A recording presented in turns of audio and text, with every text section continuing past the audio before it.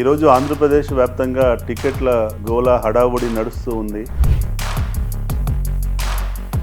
జగన్మోహన్ రెడ్డి గారితో మాట్లాడి రోజా గారికి టికెట్ ఇస్తే మేమందరం పనిచేయము అని చెప్పి వాళ్ళ యొక్క అసంతృప్తిని వ్యక్తపరిచారన్నది కూడా కొంత చర్చానీయాంశంగా ఉన్నది. ఒకవేళ రోజా గారిని కాదు అంటే అక్కడ ఇంకొక వ్యక్తి వితిన్ ద వైఎస్ఆర్సీపీ పార్టీలో ఈ రోజు వరకు అది క్లారిటీ రాకపోవడం వల్ల రోజా గారి టికెట్ అనౌన్స్ చేసి ఉండరు కావచ్చు అని చెప్పి నా యొక్క విశ్లేషణ. నమస్తే ఫ్రెండ్స్, నేను మీ ఎర్రబెల్లి రజనీకాంత్, పొలిటికల్ అనలిస్ట్. నేటి భారతం ప్రోగ్రామ్కి స్వాగతం. ఈరోజు ఆంధ్రప్రదేశ్ వ్యాప్తంగా టికెట్ల గోల హడావుడి నడుస్తూ ఉంది.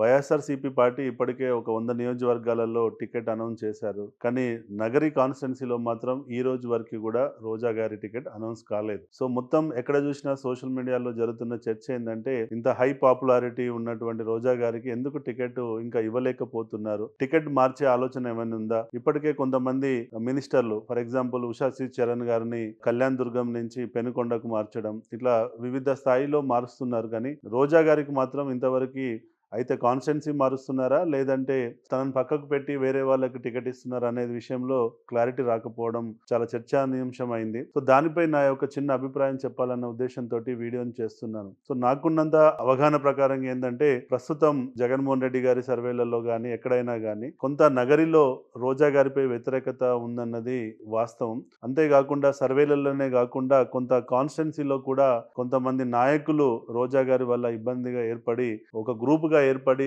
రోజా గారి అభ్యర్థిత్వాన్ని వ్యతిరేకిస్తున్నటువంటి పరిస్థితి. వాళ్ళు వెళ్ళి జగన్మోహన్ రెడ్డి గారితో మాట్లాడి రోజా గారికి టికెట్ ఇస్తే మేమందరం పనిచేయము అని చెప్పి వాళ్ళ యొక్క అసంతృప్తిని వ్యక్తపరిచారన్నది కూడా కొంత చర్చానీయాంశంగా ఉన్నది. సో నాకు అనిపిస్తుంది ఏంటంటే, ఇలాంటి పరిస్థితుల్లో రోజా గారిని అక్కడి నుంచి మూవ్ చేయడానికి వేరే కాన్స్టిట్యున్సీ ఎక్కడ కూడా రైట్ ఫిట్మెంట్ లేకపోయి ఉండొచ్చు. ఒకవేళ రోజా గారిని కాదు అంటే అక్కడ ఇంకొక వ్యక్తి వితిన్ ద వైఎస్ఆర్సీపీ పార్టీలో ఈ రోజు వరకు రోజా గారికి ఉన్నంత స్టేచర్ ఉన్న నాయకుడు వితిన్ ద వైఎస్ఆర్సీపీ పార్టీలో ఆ నగరి నియోజకవర్గంలో కూడా లేరు. కాబట్టి వాళ్ళకున్నటువంటి వైఎస్ఆర్సీపీ ఒకవేళ రోజా గారికి టికెట్ ఇవ్వద్దు అనుకుంటే వాళ్ళు వేరే పార్టీ నుంచి ఎవరినన్నా ఒక లీడర్ని తీసుకురావాల్సి ఉంటుంది. సో అటు టీడీపీ పార్టీకి చూస్తే గాలి ముద్దుకృష్ణం నాయుడు గారి కొడుకైనటువంటి గాలి భానుప్రకాష్ ఆల్రెడీ రోజా గారిపై పోటీ చేసి ఉన్నారు.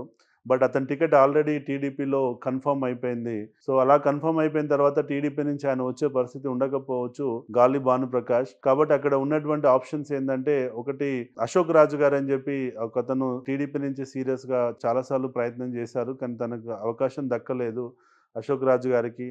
అటు గాలి భానుప్రకాష్ తమ్ముడైనటువంటి గాలి జగదీష్ ప్రకాష్, ఆయన కూడా కొంత అదే కుటుంబం నుంచి గాలి ముద్దుకృష్ణమ నాయుడు వారసుడిగా నేను కూడా ఎమ్మెల్యే కావాలని చెప్పి లాస్ట్ టైం కూడా చాలా ఫైట్ చేయడం జరిగింది. కానీ టీడీపీ నుంచి అతనికి కూడా టికెట్ రాలేదు. కాబట్టి నాకు అనిపిస్తుంది ఏంటంటే, వైఎస్ఆర్సీపీ ముందున్న ఆప్షన్స్ రెండు. ఒకవేళ రోజా గారికి టికెట్ ఇవ్వద్దు అనుకుంటే, ఒకటి గాలి జగదీష్ ప్రకాష్ ని వైఎస్ఆర్సీపీలోకి లాగడమా, లేదంటే అశోక్ రాజు గారిని వైఎస్ఆర్సీపీలోకి లాగి టికెట్ ఇచ్చేటువంటి అవకాశం ఉండొచ్చు. ఈ ఆప్షన్స్ పై వాళ్ళు వర్కౌట్ చేస్తున్న క్రమంలో ఇంకా అది ఆ నెగోషియేషన్స్ డీల్ క్లోజ్ కాలేదు కాబట్టి ఇంకా ఈ టికెట్ పెండింగ్లో పెట్టారు కావచ్చు అని చెప్పి నా యొక్క విశ్లేషణ. సో ప్రాబబ్లీ అశోక్ రాజు వర్సెస్ మళ్ళీ అగైన్ గాలి జగదీష్ విషయానికి వచ్చినప్పుడు, అంటే అన్న మీద తమ్ముడు పోటీ చేస్తే ఇంకా కలిసి వస్తుందన్న అంశంతో గాలి జగదీష్ వైపు వైఎస్ఆర్సీపీ చూస్తుంది కావచ్చు అని నేను అనుకుంటున్నా. ఒకవేళ గాలి జగదీష్ని కనుక వైఎస్ఆర్సీపీలోకి తీసుకొచ్చి కనుక పోటీ చేసినట్లయితే, ఒకే కుటుంబం నుంచి ఇద్దరు వేరే వేరే పార్టీల నుంచి పోటీ చేసినప్పుడు కొంత వైఎస్ఆర్సీపీకి అడ్వాంటేజ్ అయ్యే అవకాశం ఉంది కావచ్చు అని చెప్పి నేను అనుకుంటున్నా. ఆ పాయింట్ ఆఫ్ వ్యూలో మరి అది క్లారిటీ రాకపోవడం వల్ల రోజా గారి టికెట్ అనౌన్స్ చేసి ఉండరు కావచ్చు అని చెప్పి నా యొక్క విశ్లేషణ. సో చూద్దాం మరి, లెట్స్ వెయిట్ అండ్ సీ ఏం జరగబోతుందో. మరి రోజా గారికే దక్కుతుందా, లేదంటే వేరే పార్టీ నుంచి వచ్చి ఎవరన్నా ఆ పొజిషన్ క్యాప్చర్ చేస్తారా అన్నది మనకు తెలియాల్సినటువంటి విషయం. సో ఇదండి బేసికల్గా ఇప్పుడు నగరిలో ఉన్నటువంటి ముఖ చిత్రం.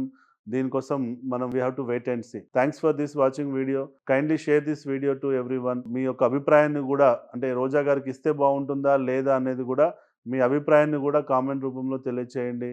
దానికి మిగతా వాళ్ళు ఏం రెస్పాండ్ అవుతారో చూద్దాం. జై హింద్.